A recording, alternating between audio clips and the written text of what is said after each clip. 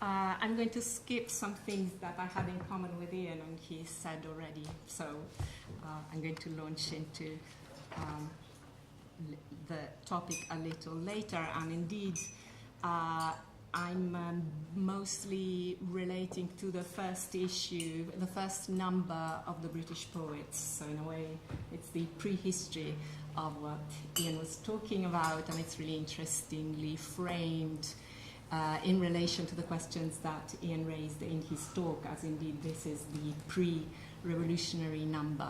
And I'm also very interested in the contrast between the number and the order in the catalogue of the exhibition, which is quite different, and I think illuminates the different logics of painting and poetry as they meet in the literary gallery phenomenon.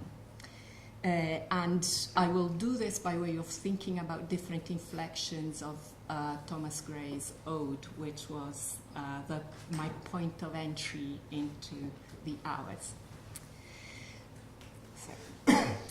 On 11th of April 1788, the Morning Post had this announcement: 100 pictures from the most striking passages of the British poets, painted by the first artists in this country, will next week be exhibited at the Poets' Gallery by Mr. Macklin.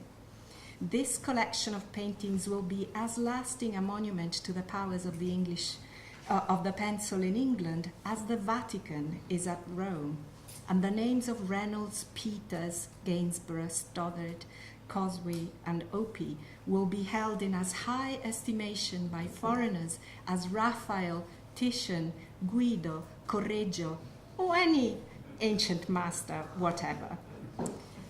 The incongruous comparison between the Vatican and Fleet Street articulates Macklin's ambition to build a monument to the English school.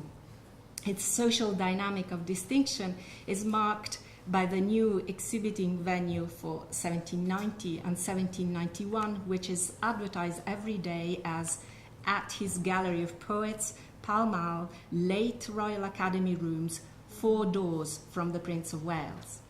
And as Rosie teaches us, this urban geography is very important in spelling out the commercial narrative of the paper gallery and the possibilities of the Museum of Technical Reproducibility.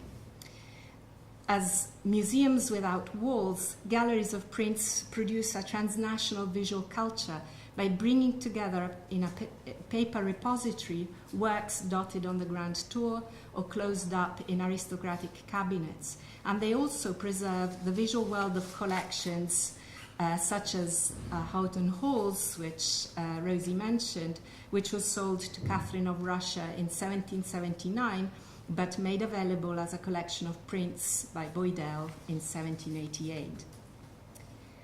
Drawing on 18th century arguments about the arts, which turned the acquisition of old master paintings from foreign luxuries into public benefit, from unique artworks to sources of applied design, mechanical reproduction, and trade, Macklin's proposal emphasizes the influence the fine arts have on the taste and manners and the commerce of a country.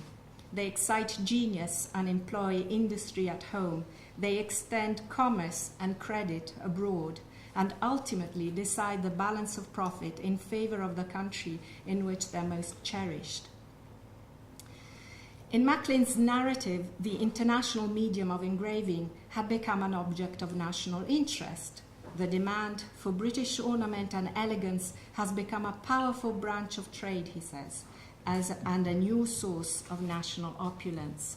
So what I'm going to do is to set against this narrative of commercial interest and national trade in relation to the deployment of the commonplace of the hours as it features in Maria Cosway's painting stipple engraved by Bartolozzi in the first number of the Poets, and think about the private and public resonances of the commonplace through this channel of distribution and its previous history. A visit to the Poets' Gallery entailed an intermediate practice of